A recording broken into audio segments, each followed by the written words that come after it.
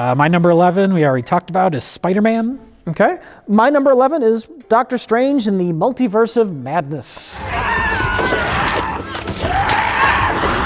mean, it's, kind of low. I feel bad putting that above Evil Dead. But here's the thing. Doctor Strange, the Multiverse of Madness, it's not groundbreaking, but it's like the definition of a popcorn film. Yeah. It's fun to watch. It's not deep. I'm not getting any deeper themes or meanings out of it, but I don't know, it's fun to watch. It was interesting to revisit. I hadn't seen it since the theater, and it was interesting to revisit it after being so separated from like MCU shit for a few years now. I don't watch any of the new MCU stuff. I don't care. Oh, this is just MCU garbage. This is like, well, it was, I remember at the time it came out, I had just seen WandaVision. I think WandaVision is probably the best. Did you watch WandaVision? Yes, WandaVision is great, and this kind of shits all over Wanda, and I hate this movie for that. That was a big part of it when I first saw it, was like, oh, because she's such an interesting character in that. She's very, very flawed, obviously. What she's doing to this town is completely fucked up, but you still empathize with her. And in this movie, for most of it, she's just generic villain lady. And that feels like such a downgrade. Yes. But enough time has passed where now in rewatching it, I just kind of watched it as a movie as opposed to a part of the bigger MCU. And it's like, for this movie, that's kind of fine. I was okay with it on the second watch, more so than I was when I first saw it. Yeah. Because I don't care about the MCU shit anymore. It is kind of baffling that you would take one of the more interesting characters you've had in one of the most successful... Hot off of one of the more popular things you've done in recent years. Yeah, definitely the best post-Endgame Marvel thing. And then just turn him into such a generic, shitty villain. Oh, stop it! This is where they really fell in love with the multiverse. Yeah. Which is a mistake. Yes. Because it waters down everything that could happen. Mm-hmm. Oh, there's a backup out there. It's fine. What? like multiverse shit has always been a big thing in comic books, but it's always been like a sometimes treat. Okay. We're gonna do this fun thing here, and it's not like the major thrust of everything that happens in comics. Well, its use in the movies to me feels way more cynical, where it's just an excuse to bring back Tobey Maguire's Spider-Man. Here's Professor. Here's Patrick Stewart. He's Professor X again. Yeah. It feels more like just an excuse to revive these things or do, because I know John Krasinski was like kind of a fan cast, like people had been talking about how they wanted him to play Reed Richards for years. Yeah. So it feels like just total fan service in this. Yes. And then there's like in the DC movies, they did the Flash movie where they brought back Michael Keaton's Batman. Mm-hmm. So it always just feels like nostalgia bait in this stuff for me. For this movie, this isolated movie, I was okay with it because she just horrifically kills all of these nostalgic fan casts characters. I fucking love the shot where she goes full witch hag and kills Patrick Stewart. Yes. Yeah. Oh yeah. That is probably one of my favorite shots he's done is in this movie. Oh yeah, there's lots of fun little Sam Raimi moments in this. The early on when she's walking through her kitchen and she's like having a vision of the kid still alive, and then you see like the coffee cup with like an ocean in it, basically. Mm-hmm. The Delta 88, the car. Oh yes. Because we forgot to mention these things for the last few movies. It's fine. It's okay. We'll show footage of it. I didn't notice it when I watched it myself. I did look it up. It's like floating. Oh yeah. In the background. It gets almost a close up. It's not just in the background. And then Bruce Campbell, of course, has a fun cameo. Oh, yeah. Pizza Papa. I wrote down Sam Raimi is still torturing Bruce Campbell. Did you stay till after the credits? Yeah. Okay. I didn't stay till after the credits. I fast forwarded to the end of the credits. Yeah, I didn't see that the first time I saw the movie. So I skipped to the end of the credits, and I assumed there would be some sort of like setup for a future Marvel thing. And it's like, nah, it's just a funny little Bruce Campbell moment. It's over. That is, speaking of the overall MCU, I was thinking this movie ends, Charlize Theron shows up. I forgot she was even in it. And then I was like, oh, I guess that's a setup for a future MCU thing. And they've never done anything with that since. It's been years now. I don't know who that character is. I've read the original Doctor Strange. I forget her name. Clea, or it's 4 letters and it starts with a C. I forget her name. but she's a character. I feel like that's one of those things they set up that they've just kind of abandoned. I feel like there's more of that now than there ever used to be in the older. The MCU has kind of been a little bit aimless since Endgame. Yes. And I think people overstate how well planned the Marvel Universe was even before Endgame. Oh, sure. Yeah. Well, it used to be, I mean, they were basically like a movie would come out. While that movie was coming out, they were making the next one. And that was kind of it. Yeah. Just one movie at a time. Yeah. So it's like, oh, you can set up a little hint that we're going to do a Incredible Hulk movie because that's the only other thing you're working on. But now they have so much shit going on. It's so convoluted. They need a break. They just need a They've needed a break. My opinion, after Endgame, they should have just hit the brakes on the MCU and just reboot the X-Men. Make that the next, cinematic universe for a little while, and just give Iron Man and Captain America and Spider, give them all a breather. They're all coming back, Rich, for Avengers Doomsday. Give them all a breather. They're all coming back. And that's another thing about watching this movie, like having no interest in MCU stuff anymore and just kind of watching it as a movie. It's like it mostly holds together as its own movie. He did his best to take something that's a part of a larger universe that is, at that point, was kind of like too big to fail and still incorporate some personality into it. Doctor Strange. That's pretty good. But it's taken. What was that, your number 11? That was my number 11, so we're at your number 10. My number 10, and I'm already kind of second guessing it, is Send Help. Okay. I kind of think that maybe should be higher, but I don't know. It's still so fresh in my mind. It's hard to say. Yeah. My number 10 is Oz the Great and Powerful.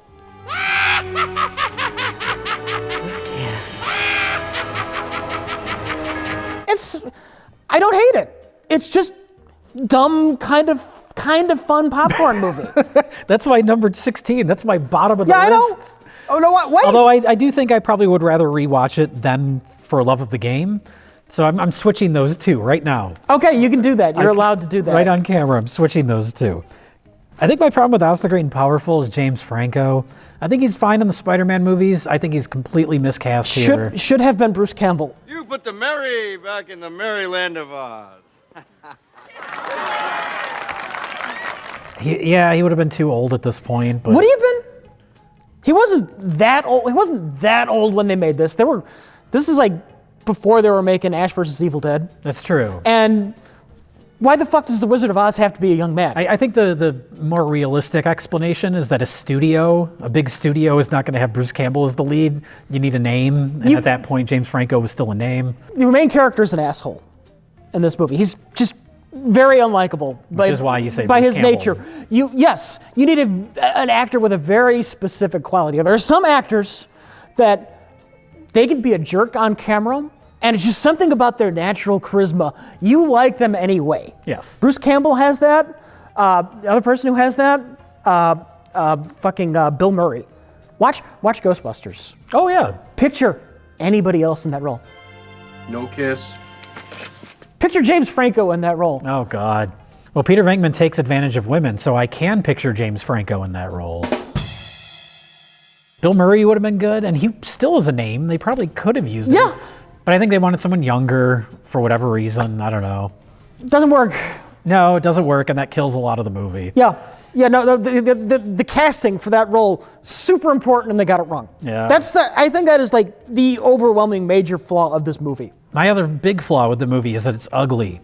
Visually, it looks like modern day Tim Burton. It's just everything's like too overproduced, too CG. Yeah. I don't like the look of the movie at all. I appreciate that it started, so much of the opening stuff is in black and white. Like, that's nice, that 4x3 black and white. The first black and white part, I actually like the volunteer joke. I shall require a volunteer from the audience. Anyone. Where she's in the crowd and she forgets that she's a plant. She's just super involved. Yeah.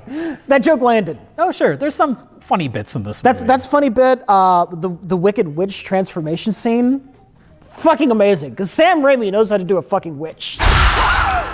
That's when you can tell, like, that's the stuff that Sam Raimi was interested in this movie. Anything with the witch, even though I think Mila Kunis was miscast too. I don't like her.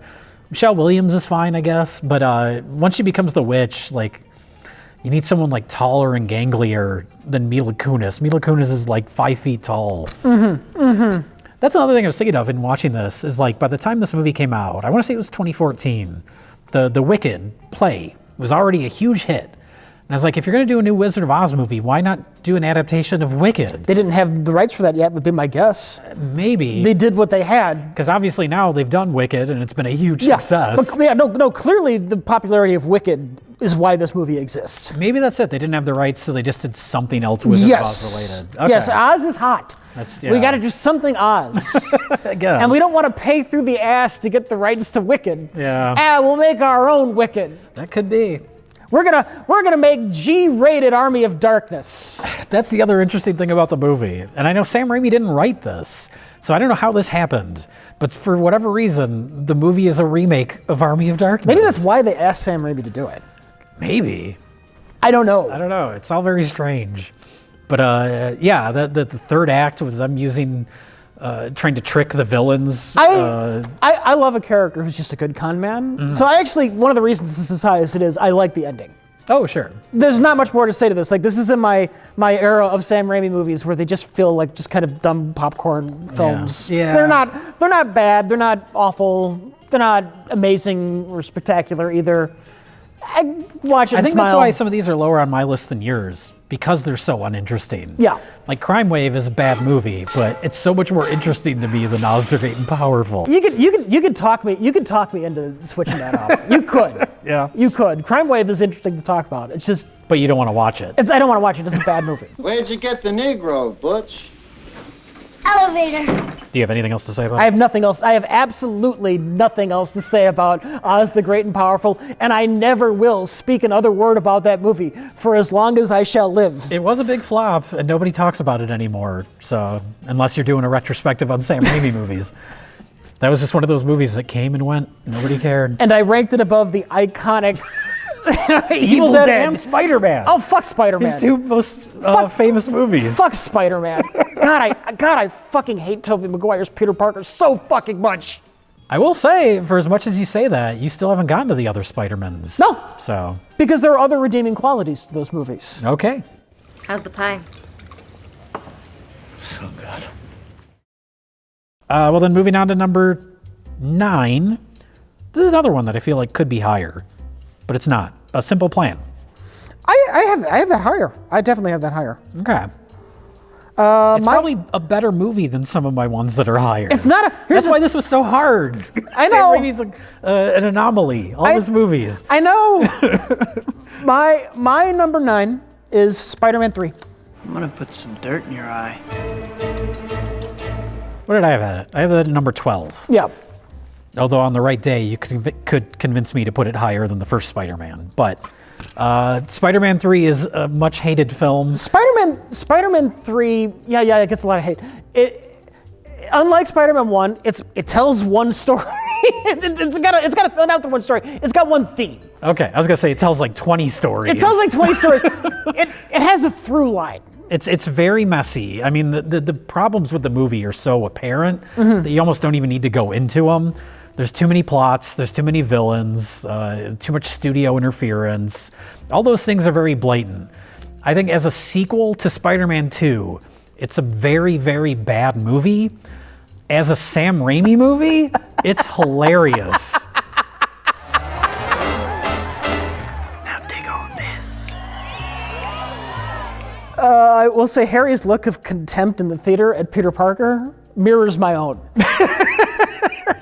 Is that you just watching? I just wrote that down because I had that thought when I was watching the movie. I'm like, yeah, I get it, Harry. I get it. Yeah, that's one of the biggest missteps with this movie, though, is they had too many things going on. The studio said you got to put Venom in it. So that added like another character. Because the way Spider-Man 2 concludes is such a great setup for what could be Harry Osborn's turn to being evil, turn to be a bad guy. They get into a fight early on in this movie, he gets bonked on the head, and then he has amnesia for most of the film, so they didn't have to deal with that subplot. Do you want to know the depressing thing? That happened in the comics all the time. Oh. So I guess this is comic accurate. Both Harry and his father had to keep getting convenient amnesia so they could stick around in the comics. until it eventually got to a point where they did it too many times, so they had to kill them both off. Oh. I want to say between the two of them, they've gotten amnesia like 6 times total. Oh my God. All right. It happened a lot. And so when it happens in this movie, I am able to completely forgive it because it's just being faithful to the source material. You know the reason they're doing it in this though is because they have to shove in all this other shit. Why is Gwen Stacy and her dad in this movie? The Harry amnesia stuff works for me because it's kind of nice to see him like without that anger, like this is what could have been. I don't know. It's kind of, you see him without the burdens of carrying anger, and thematically it fits with what they do in this movie. They do what they can with it, but you know why it's there. But it's the most interesting aspect of the movie. Harry Osborn is the most interesting character in all 3 of these movies, which is why it's a shame he gets sidelined for a lot of this. But I do like Sandman. I think the introduction of him, where he turns into Sandman, that whole sequence is really well done. Yeah. And that feels like one of those moments that was like carefully planned out by Sam Raimi. There's other stuff where it feels like they had to like shove it in almost last minute. There's one part, they have the big fight. Sandman and Spider-Man are fighting in the sewers, and he gets washed away. Yeah. Sandman gets washed away, and then he vanishes from the movie for like 45 minutes. When he shows back up, I kind of forgot about him. But there's a scene where he comes out of the sewer, and it's like they have to reintroduce him, and it looks like they didn't have time to finish the effects for it, where he turns back into his human form. And it's like a cheap 90s morph effect, where it's like, I think they just ran out of time, because this movie was famously over time, over budget, just a big like disaster of a production. Can you tell me the whole thing with Sandman with this? And Sandman in the comics at some point actually was like rehabilitated. He was actually a hero for a while. Okay. But he became evil again because comics are stupid and whatever. Why does his whole thing is he's not really that bad a guy. He just wants to protect his daughter. Why does he team up with Venom at the end of this movie? Because that's a duct tape scene. They had 2 villains that had nothing to do with each other in this movie. Yes. We introduce Venom, who sucks in this, and then Sandman, who's interesting and kind of a sympathetic, kind of like Doc Ock was in the second movie. Yeah. Like he's a bad guy, but he's irredeemable. And then there's a scene, they get to the 3rd act, and they're like, oh fuck, none of our plot lines connect. So they have this scene in an alley where Sandman is just wandering around. We don't even know what he's doing. He's just walking around. And Venom just happens to find him and say, hey, we're both villains. Let's team up for the climax of the film. Because they didn't know how to get any of this shit to come together. I want him dead too, Flint. That's why I've been looking for you. Venom is a character that has been ruined by adaptations. And when I say Venom, I want to make very clear, I'm talking about the suit. Okay. The suit as a character, I actually kind of like the suit, the symbiote. Every adaptation has just turned it into a goo that makes you evil. Yes, that's what it is in this. Yeah, no, in the comic books, it's more like a spurned lover. Okay. Spider-Man, they had this crossover in the comics called Secret Wars, where Spider-Man's like an alien planet fighting people. And he gets what he thinks is just this new high-tech suit that he brings home to Earth with him. Okay. And he has no idea it's organic.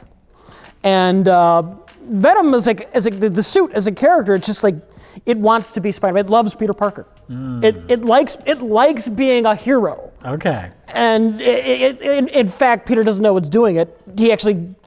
The suit goes on to Peter when he's sleeping, goes out at night and just does Spider-Man things. And then Spider-Man finds out it's alive, and he's just horrified that it's trying to bond with him, and he just completely rejects it. Okay. And so Venom, rather than being a monster that makes people evil, is just hurt and rejected. And it wants to kill Peter Parker, not because I'm evil. It's like a spurned ex who slashes your tires, but really they still want to get back together with you. And I hate that every adaptation of Venom has just reduced it into being a boring rage monster. Ooh, my spider sense is tingling. If you know what I'm talking about. Yeah, I didn't know any of that. That would have been like, that's a movie. Yes. Like, that's the plot of a movie. Yes. Now, Eddie Brock, on the other hand, has always had the single weakest motivation in comics. Okay. The original intention with Venom, once they created like the merger of the symbiote and Eddie Brock, originally the idea was the suit was just going to jump around to different characters. Like it possesses Eddie, they were going to do that, and then it was going to like start moving on to like different Spider-Man villains. It was going to be, the symbiote mixes with Doc Ock. The symbiote gets to the Vulture, and they were going to do that. But the visual of like this buff monstrous Venom with the mouth, it was so fucking popular, they're like, okay, we're sticking with Eddie Brock. But Eddie Brock was intended to be a throwaway character. So his motivation for hating Spider-Man is he wrote a newspaper article exposing the Sin Eater killer, but then Spider-Man caught the real killer and ruined his article and newspaper career. Well, that's not much different than his motivation in this, then. It's not. And it sucks in this, too. It's not much different, but he has always had the weakest motivation in comics, man. It is unintentionally hilarious in this movie. He gets fired from the Daily Planet. Peter Parker exposes that his photos of Spider-Man are doctored. He goes to a church and prays to God that God will kill Peter Parker. I want you to kill Peter Parker. Comic book Eddie goes to that church because he's contemplating suicide. Okay, so that makes sense. Yes. No, he prays to God that Peter Parker died.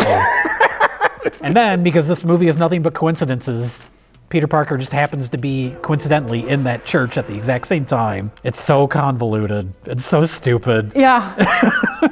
Venom has done a disservice in this movie. Sandman is underutilized. I like what they did with Harry. I'm okay with the amnesia, and then what makes it work for me is his face turn at the end. Oh yeah, no, everything when he actually gets stuff to do is good. Yes, it's that whole middle amnesia thing it's just an excuse to get him out of the movie, so we can get to other things that we're also going to push off and get out of quickly. Sandman is so underutilized because every scene with him is good, and you can tell that that's the stuff that Sam Raimi wanted to do. They needed to ditch Venom. They did. Venom sucks in this, but I will say the thing that everybody hates about this movie is emo Peter Parker. I think that is the funniest shit. Thanks. That's good. Do people hate that? People hate it. I think people just think that's a great meme. I don't even think they hate it. I remember when this movie came out, everybody was criticizing how stupid it was. Him walking down the street and dancing, to me, is the funniest Sam Raimi shit possible. Because it's not him being cool, it's him thinking he's cool. Yeah. It's Peter Parker's idea of cool. Because you see girls passing him, and they're like, what the fuck? He's not actually cool, he just thinks he is. Oh, no, I hate his Peter Parker, but I don't mind that they do something fun with him. Yeah. Yeah. I am absolutely okay with those scenes. And then the scene after that when he takes Gwen Stacy to the jazz bar because he wants to make MJ jealous. People make fun of that, where he's like, now dig on this. That's the goofiest shit in the movie, and it's the best stuff. Now, do you know how I bitched that the movie version of MJ is just Gwen Stacy with Mary Jane's name and career goals? Yeah. They did the opposite with Gwen Stacy. Oh. Because apparently Gwen Stacy in this is a hot model. Yeah. Like Mary Jane is in the They just, I don't get it. I don't get it. Why not just use Gwen Stacy as Gwen Stacy instead of calling her MJ? I don't get it. I don't know why they introduced her in this movie at all. I mean, it gives Eddie Brock a little motivation because he gets jealous, but once that's not needed anymore, she's just abandoned from the movie. I don't know why her dad is in the movie at all. Unless they were putting these things in as setups for future movies, because they have Dr. Connors, who's in Spider-Man 2 and this one. And obviously he becomes the Lizard at some point. He never does in these movies, but I think that was the idea. Yeah. Was setting him up. Maybe if they did Spider-Man 4, he would be the villain. So maybe they were going to do more with Gwen Stacy in a future movie that didn't happen. I don't know. I don't know. I don't know. I just know I wrote down, this is where I actually wrote down, this might be my most hated fictional relationship. They are so fucking toxic for each other. I know. She almost gets married to somebody else in Spider-Man 2. She should have. And then she just should have. She leaves her fiancé at the altar to go back to Peter Parker. I have no idea what she sees in this version of Peter Parker. I have no idea what they see in each other. I don't understand her motivation for... And then she almost gets together with Harry in this. Yeah. None of these people should be friends. They No. need to go their separate ways. No, they absolutely need to. I am so fucking sick of Mary Jane being kidnapped in these movies. Shoot!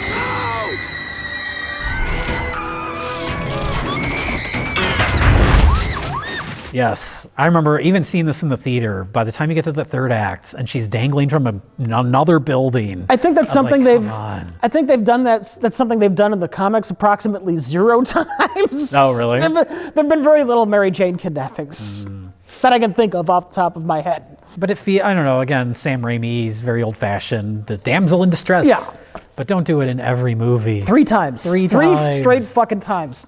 Does it happen 2 times in one of them? I lose track. I don't know. Whatever. It's Spider-Man 3. It's Spider-Man 3. It's more competent than people give it credit for. I don't think it's as bad as people say. It does have too many fucking villains. They needed to pare it down. Yeah. But I like emo Spider-Man. I think he's funny. I like Harry's arc. I like, eventually, once he comes back around. Yeah, that's the best part. And they team up. Yeah. That's fun stuff. I like it. Sorry. Yeah. Yeah.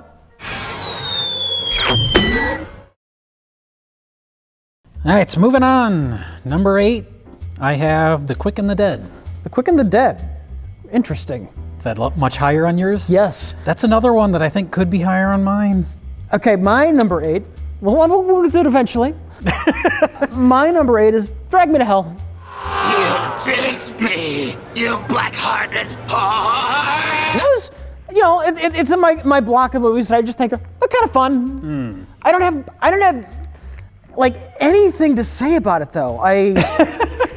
Really? Yeah. He drops an anvil on the demon's head at one point. It's hilarious. It is, it came at an interesting time. It was after, it's funny that we just talked about Spider-Man 3, because this is the movie he did kind of as a response to that. Yeah. That was the movie that had a lot of studio interference, got too many cooks in the kitchen, got too overblown. And so once that was over, he said, you know what? I'm going to go back. I'm going to do a stripped down, simple Sam Raimi monster movie. This movie, the thing I wrote down, here's my summary of the movie. Exactly what it says on the tin. Drag me to hell. That's what the movie is. Yeah. It's just... Yeah. I was so excited when this came out because I love Sam Raimi and I love older Evil Dead Sam Raimi.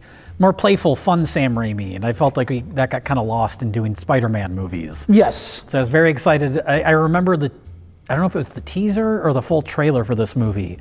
When it came out, it even said in the trailer, it was like from the director of the Evil Dead and Spider-Man trilogies. And I thought that was so cool because those are so different. But no, I love Drag Me to Hell. I like this movie a lot. There's some similarities to Send Help, especially with the setup where you have the character that wants to make their way up the ranks in the corporate world, but they're constantly shit on and taken advantage of by the higher ups. They get looked over for a promotion, that kind of thing. See, the difference for me is I think Linda Little's just a more interesting character. I don't get much out of the protagonist in this. I think that's actually a benefit to this movie because Mike and I we just talked about Send Help, and I think one of the issues I like that movie, but one of the issues is that they humanize both of those characters so much at a certain point in the movie that it makes some of the violence a little less fun. Mm-hmm. This movie, I think, finds the right balance of making your main character somewhat sympathetic, but not so sympathetic that you don't think it's hilarious when she gets dragged to hell at the end of the film. She makes one mistake, Jay. One mistake, and now they're going to drag her soul to hell for eternity, okay? It's less that and more the way she reacts to it throughout the movie, where it's like she kills a cat in the film. You've lost me once you do that. I don't know which version of the movie you watched. There is like an unrated cut where I think the theatrical cut actually works better when she kills the cat.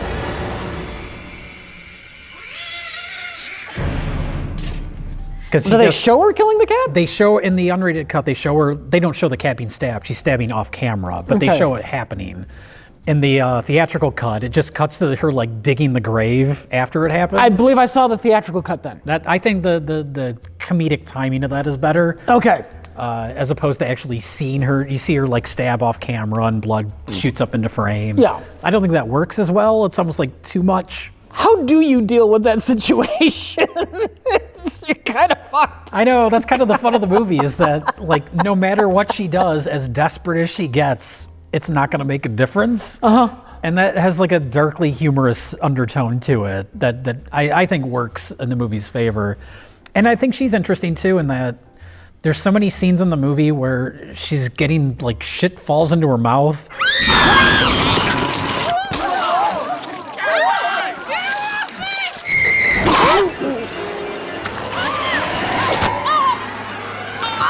And I don't think I picked up on it the first time I saw it in the theater, that's like a motif because she used to be fat. She talks about being a fat kid and she had like an eating disorder. So that's the demon just like fucking with her. In a way that I don't think I picked that up the first time I saw the movie. Okay, that's fair. Yeah, I think this movie strikes that perfect balance of liking her well enough, but also appreciating her bad decisions because it leads to her downfall at the end. Yeah, I enjoyed it. I like the car fight. That was fun. Seeing this in the theater, that was the most exciting part because that's where I was like full on. All right, Sam Raimi's back. Yeah, the old lady gets her teeth knocked out and is gumming her. Another part with a mouth on her. Disgusting mouths. Disgusting mouth stuff. That's the through line of this film. Delta 88 in the parking lot. Well, that's the old lady's car. Yeah. That's her car. The button twist was a bit predictable when they introduced that coin. Yeah, a little bit. Yeah. Because they do like an extreme close-up of Justin Long putting it in the envelope. Yeah, I think there's a reason for that. Yeah. There's a reason for that. It feels like a Tales from the, I think I said that about Send Help, but they both kind of feel very Tales from the Crypt to me. Especially this one more so, because it's like a morality thing. Yeah. Where your character gets their comeuppance at the end. Even though, did she do anything that bad? What's the matter? Look! I did what you said! I killed that little kitty! And she did something it was kind of bad. It was kind of bad. Well, it's bad specifically because it's her going against her own morals to try and make her way up the ranks of the corporate ladder. She deserved a punch to the face. I beat you, you bitch! I feel a little bit too bad for her throughout the film. It's also funny to me. I love Sam Raimi, how much he tortures his main characters. Oh, that is definitely going on here. I mean, obviously Bruce Campbell, and it's one of the better things about Spider-Man 2 when we get to that, how often Peter Parker is just getting shit on in that movie. Yeah, just this small little blonde girl in this movie gets the same sort of level of harassment and abuse as Ash does in the Evil Dead movies. A lot of fun visuals. I enjoyed watching it. Some fun demon possession stuff when she goes to see the Madam What's-Her-Face. Oh, yeah. Yeah. Yeah, the whole seance scene. There's a talking goat. He even has an Evil Dead monster floating above everybody, tormenting them. Everything this poor woman tries fails.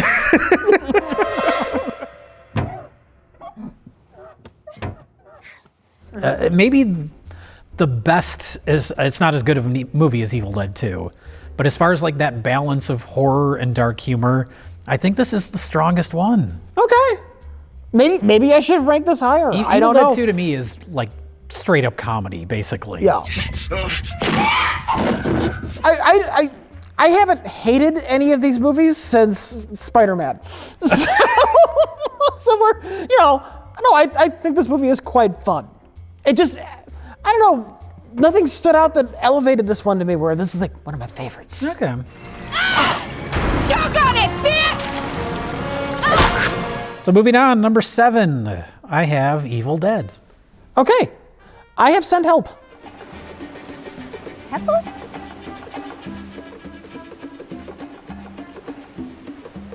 Which, I think is a lot of fun. I think it's fun but flawed.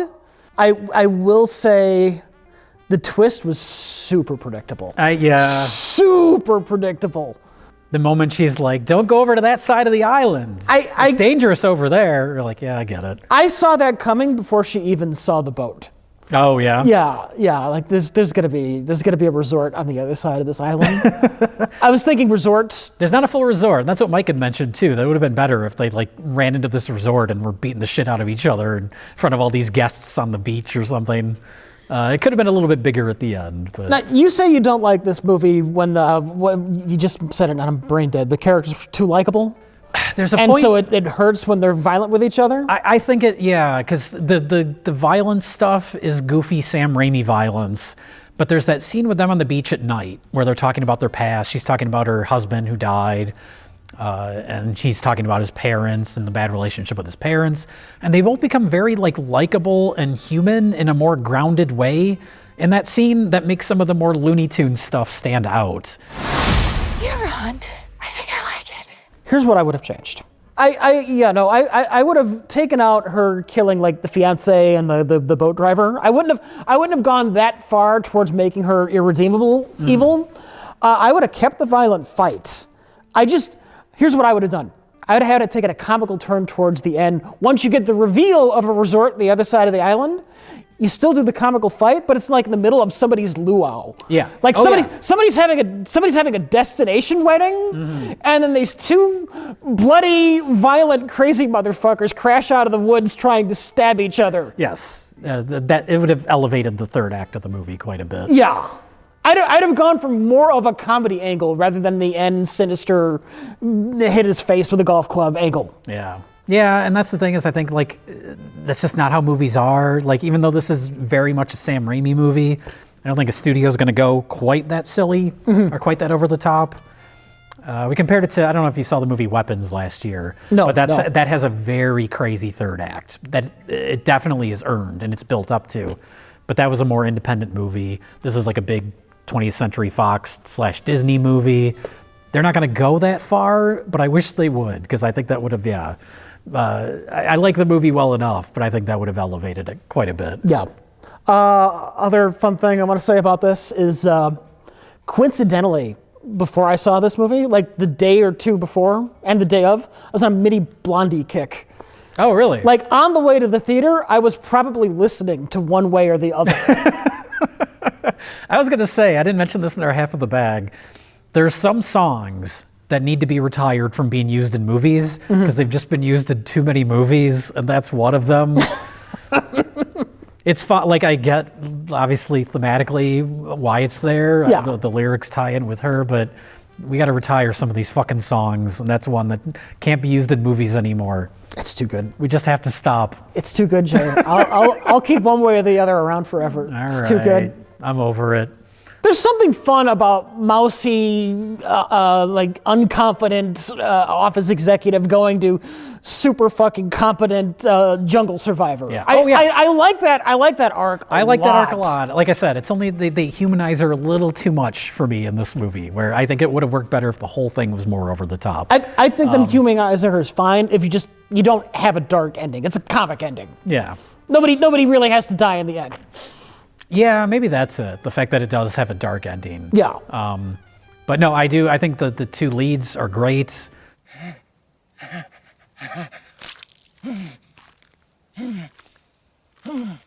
This is another one where I was just picturing like younger Bruce Campbell. Like he would have been great. I think he's fine. I think the guy they got is fine. The guy's good. Yeah. He's more, I mean, we always talk about Bruce Campbell being like smarmy but likable. This guy's smarmy but not as likable. So maybe Bruce Campbell would have actually been a bad choice. Yes, I think he would have been too likable.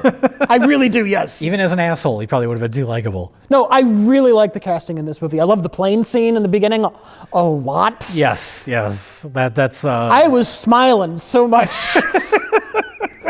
And he's like banging against the window. Well, they lay it on so thick about these office bros like being so annoying and such assholes that watching them getting flung out the side of that plane and her just closing the window.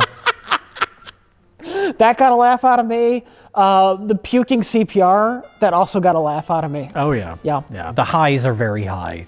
Yeah. The boar attack scene is great. And that's again it's like an Evil Dead 2 gag, where it's like you think it's dead, but of course it's not. It keeps coming back to life. It's so over the top. Yeah.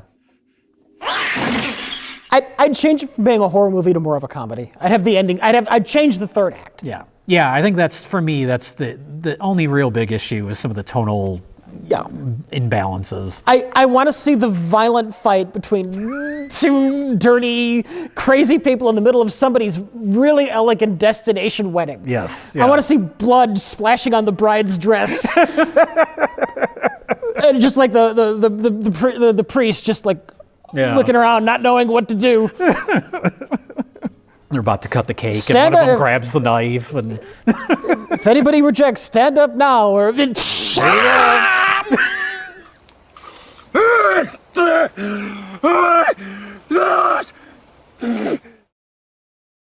right, number 6. My number 6, again, I everything on my list I feel like should be higher. My number 6 is Army of Darkness. Okay, my number 6 is Spider-Man 2. My back. Oh, my back. Spider-Man 2, spoilers, is my number 2. Oh, it's that. I know you love that movie. I know you love that Spider-Man 2. To me, it's one of the best comic book movies ever made. It's number 6 on my list, and I hate Peter Parker in this movie. So it's a good movie. Yeah, it's just a good movie. Go get him, Tiger. It starts off the credits for this one, and we got the Danny Elfman score. It's the most uninspired Danny Elfman score. Mm-hmm. It's where he's copying his homework. He's just doing the Batman score again. Yeah. It's slightly less gothic, slight, but it's completely inappropriate for Spider-Man, who needs something peppy and with energy. But no, we're doing the Batman score. Fine. But in this one, they got like the painted sequences from the first movie. Yes. And it's the Alex Ross paintings. And Alex Ross apparently hated the fucking design in that suit so much, he changed the eyes so they actually look good. Of the Spider-Man suit? The Spider-Man suit. Oh, Did you not notice the eyes in all of that art completely different? I guess I didn't notice. Because they look like good, appropriate Spider-Man eyes. Okay. And not those like dull, lifeless triangles he has in this movie with no black border. Those are just triangles. And the black border is just so thin and not there. Very boring to look at. But the reason I bring that up is Alex Ross did a costume design for that movie they did not end up going with. For the first one or the second one? For the first movie. Okay. It was going to be the Spider-Man costume for the movies. He designed it. They didn't use it, but they used it in the comic books. When Dr. Octopus took over Peter Parker's body and became Spider-Man for a while. How does that work? He just did some kind of science fiction shit. Oh, okay. Boy, comic books are weird. Comic books are fucking weird and occasionally awful. I think they just get to a point where it's like, well, what else do we do? We've been doing these comics for 40 fucking years. What else can happen? I don't know. Doc Ock does not take over Peter Parker's brain in this film. No. This is very straightforward. Obviously, I haven't been a comic book reader for like 20 years now, but more often than not, they tend to write Doc Ock like a raving lunatic. He's either a raving lunatic or a smart, conniving villain, but he's usually not sympathetic. That's the thing about this movie is they make him sympathetic because obviously he suffers this tragedy. His wife dies during this accident when he's trying to do his experiment. And there's just like one brief scene with him and his wife where Peter Parker sits down and talks with them. Mm-hmm. And they make them all so likable in just that one quick scene where when his wife dies, like you really feel for him. Yeah. They do it so quickly where it's like the first movie is a fine kind of setup for the character, all the characters really. But then this movie is like, okay, Sam Raimi, we got a little bit more time, a little more of a bigger budget. And we're going to leave Sam Raimi alone and just let him make his movie. There's no interference. So it's not as bland as the first one, and it's not as overstuffed as the third one. Mm-hmm. It's like the perfect sequel. I'd compare these to the original Star Wars movies. The Star Wars trilogy. The middle one's the best. The middle one's not only the best, but props up the entire trilogy. It's like the first movie's good, you establish your characters, it's a solid film. The second movie, the relationships are a little bit deeper, and everything just works. And then the third movie gets kind of muddled, and some stuff is sort of retconned. They don't know how to resolve these things they've set up They quite don't know as how to well. resolve the things that, like, the Harry Osborn stuff especially. But this movie, just from beginning to end, for me, just works perfectly. Yeah. In a way that very few of these type of movies do. Like, it's weird for me to have, this is number 2 on my list, to have a comic book movie this high on my list of, like, favorite movies of anyone. It's adapting a very popular Spider-Man. I'm going to say a Spider-Man trope and not a Spider-Man story, because a number of different times in the comic books, Peter Parker has toyed with just hanging up the webs. Oh, sure. But they got that image in this of the costume hanging out of the garbage can. Super fucking iconic. Oh, yeah. That I know, is- I've seen that comic. That panel. is straight out of the comic books, yeah. And Yeah. then it's, I will say it's a little bit weaker in this. They have him losing his powers. In the comic book, he just like decides to retire. okay. It's the losing the powers. It feels a little bit like a cop out, a little bit, but it does lead to that great scene where he runs into the burning building without his powers. Yeah. So you know what? I'll forgive it for that. It seems like it's more of a psychological thing too, like him losing his Yeah. powers. Yeah, they kind of established that here, Yeah, yeah. it's not just that, like, oh, I don't know what's happening to me. It's because of his own, like, and that's the other thing too. Like we were talking earlier about how how much he's shit on in this movie. And that's a big part of it, is he just feels like he's being pulled in too many different directions. Then you get to the train scene at the end, and it's like the city pays him back for all the kind things he's done for the city. They take care of him. Yes. Yeah. And more like, I see like an honesty theme running out. It's like he doesn't have the mask on, and they just give it back to him. Yeah. It's a nice scene. It's a really nice scene. And they're like, we won't tell anybody. Yeah. Yeah, it's a great scene. It's a nice payoff for his arc of just being frustrated and shit on being Spider-Man for years. It's like, oh no, we do appreciate you. It's good to have you back, Spider-Man. I wrote down in my notes, how much fucking crime is there in this city? I mean, you know, it's necessary they do it to hammer home like how being Spider-Man is just fucking ruining this man's life. Yeah. Yeah. Right from the beginning. Parker, you're late, man. Always late, huh? I love that the opening with him trying to deliver the pizzas, and it's executed like an action scene, like an exciting action scene, but it's just him trying to get to the delivery on time. Oh, the guy, by the way. There's the guy that's about to eat the slice of pizza on the balcony. Yeah. And then he grabs it. That is Scott Spiegel, co-writer of Evil Dead 2. Oh, nice. One of the Detroit Sam Raimi buddies. He passed away last year. Oh, that's sad. Yeah. Pizza time. I had a bit of a Mandela effect with this. I thought I remembered opening the box of pizza, and the pizza was all fucked up because he was swinging around with it. That seems like an obvious joke. Yeah. Because when he's got the big box of pizzas, some of them are crushed. Yeah, he's like flipping around. Yeah. I thought they opened the box at some point. And it was like you know, I could picture it in my head like the cheese just coming up with the lid, just a mess, and the pizza Yeah. falling off the lid. I'm not paying for this. It seems like that would be a probably, because by the point this movie came out, no pizza places had the 30 minutes or less rule anymore.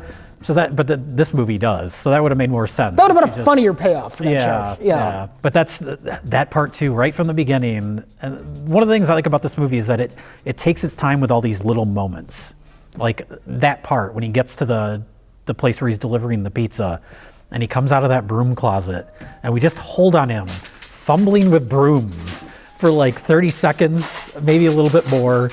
It's one of those little like boobery things that you could easily cut because it doesn't like drive the plot.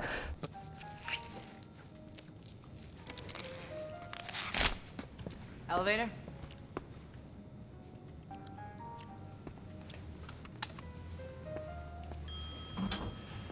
But there's so many little moments like that. Cute in little this movie. humanizing moment. Cute little humanizing moments. There's the part where he's in the elevator with the guy. Yeah. And they just have those like awkward silence, and it holds on it for just a little bit longer than you would think that they do. It rides up in the crotch a little bit too. And this movie's full of little moments like that, and that's what I love. It's like Sam Raimi was given the room to let these scenes breathe. A nice little theme of honesty. Yeah. Because I guess one of the ways that Peter Parker makes his life better in this, he starts being honest with more people. Mm-hmm. Mary Jane learns who he is. Harry learns who he is. There's a moment when Aunt May is like packing up. She's going to move out of that house. And they have this whole conversation about what it is to be a hero. And I always got the impression that she knows that he's Spider-Man, and it's never said. And I like the subtlety of that. Yeah. But you made a brave move in telling me the truth. And I thank you, and I love you, Peter. So very, very much.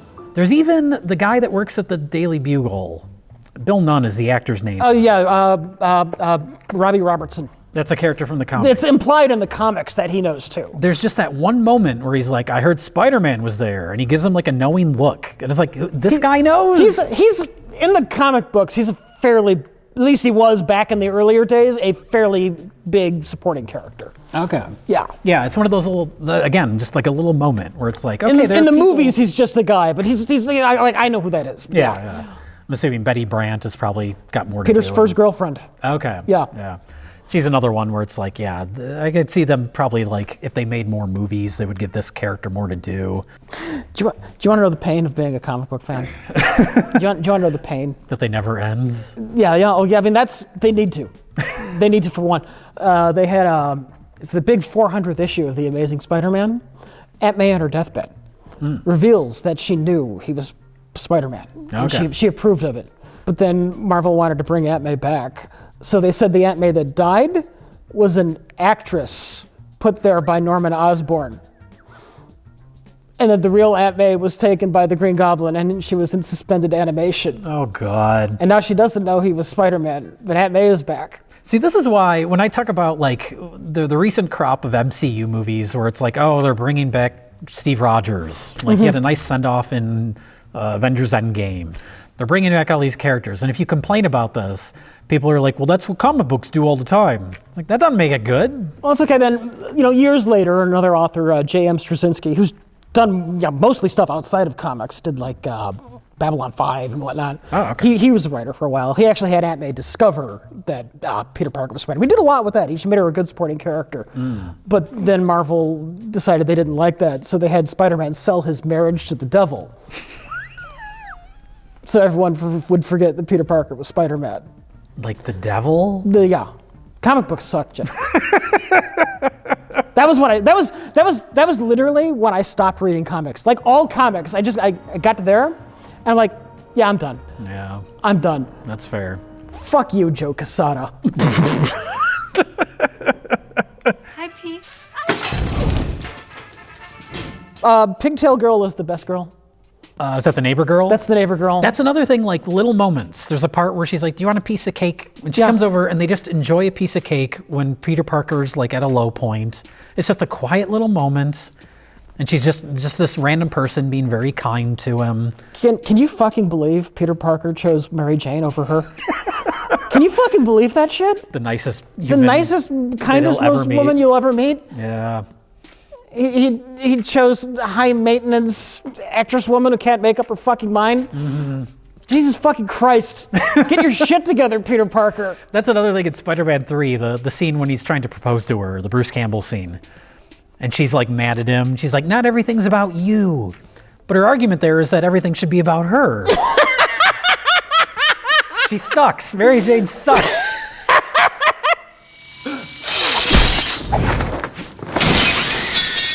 I love Doc Ock. He's the kind of villain you can only get out of comics. Just here's a middle-aged guy, and he's got 4 robot arms.